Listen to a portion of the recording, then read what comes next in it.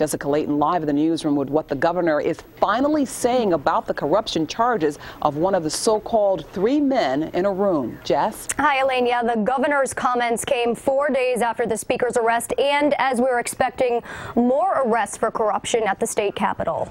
While he was in New York City talking about the blizzard, the governor couldn't hide from questions about the storm at the state capitol, the arrest of Sheldon Silver, and what it means for government here in Albany. I think it's a terribly unfortunate situation for himself. I think it's frankly a terrible situation for government writ large. Cuomo was careful not to chastise Sheldon Silver, who's long been seen as an important ally to the governor in the legislature. He spoke more in generalities about state government and the cloud another arrest casts over the Capitol. It's another negative. It's another reason why people are cynical about the system and skeptical about the system.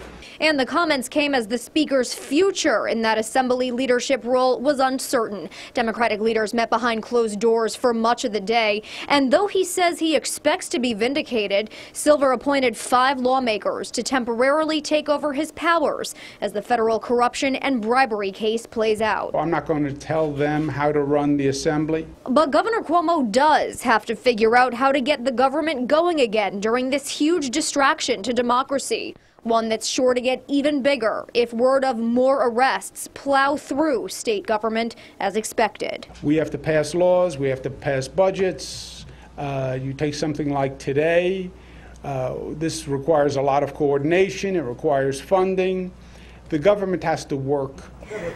Governor Cuomo says he's never been a fan of management by committee, so he's a little bit anxious to see if and how the agreement to run the assembly works out. And Elaine, so are we. Reporting live in the newsroom, Jessica Layton.